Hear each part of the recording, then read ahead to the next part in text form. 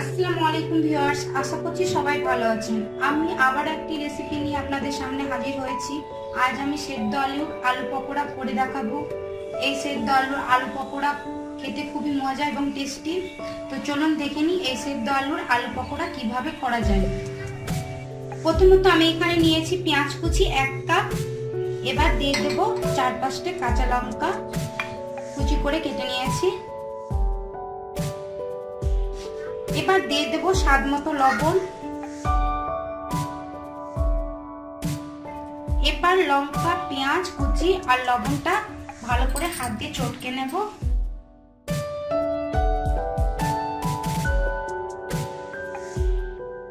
এবার দিয়ে দেবো 1/2 চামচা হলুদ গুঁড়ো।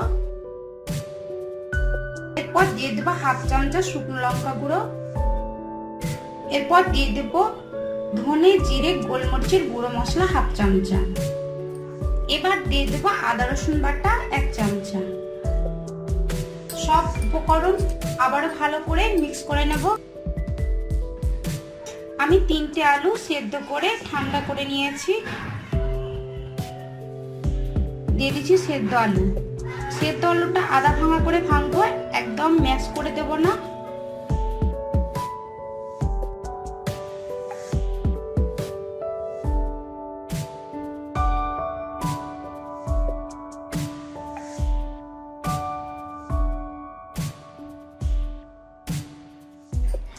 আপনারা দেখতেই পাচ্ছেন 3টে আলু আমি ভেঙে নিয়েছি আধা ভাঙা করে।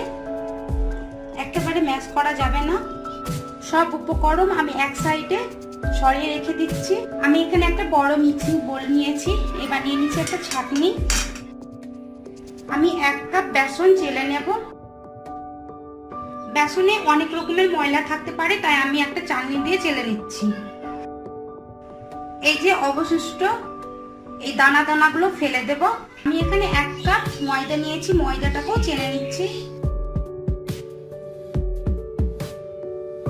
এবার ময়দা আর বেসনের মধ্যে দিয়ে দিচ্ছি সব উপকরণ। এবার সব উপকরণ হাত দিয়ে মিক্স করে নেব। আলতো হাতে মিক্স করতে হবে।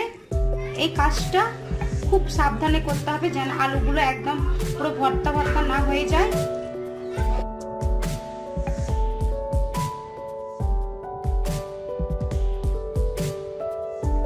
সব উপকরণ আমি ভালোভাবে মিক্স করে নিলাম। এই উপকরণটা মাখতে আমি এতটুকু জল দিই। আপনাদের কাছে যদি মনে হয় যে জলের প্রয়োজন, জল লাগবে, তাহলে 1 থেকে 2 চামচা মতো জল দিতে হবে। আমি গ্যাসে একটা কড়াই বসিয়ে দিয়েছি। এবার পরিমাণ মতো তেল দিয়ে তেলটাকে গরম করে নেব। তেলটা গরম হয়ে গেছে। এবার পকোড়াগুলো তেলে দিয়ে দিচ্ছি। বেশ ভালোভাবে পকোড়াগুলোকে ভেজে নেব।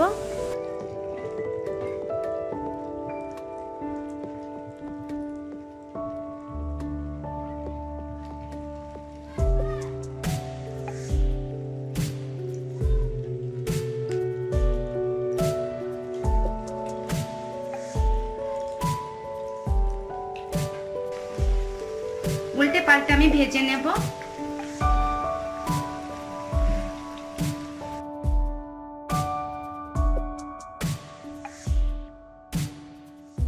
পকোড়াগুলো ভাজা হয়ে গেছে। আপনারা দেখতেই পাচ্ছেন কালারটা খুব সুন্দর হয়েছে।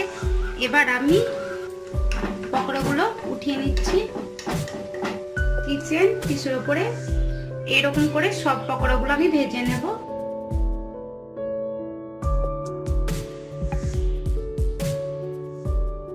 খুব সহজেই তৈরি হয়ে গেল সেদ্ধ আলু পকোড়া। আমার এই রেসিপিটি যদি ভালো লেগে থাকে প্লিজ সাবস্ক্রাইব করবেন এবং পাশে বেল আইকনে ক্লিক করবেন আরো নতুন নতুন রেসিপির আপডেট পেতে।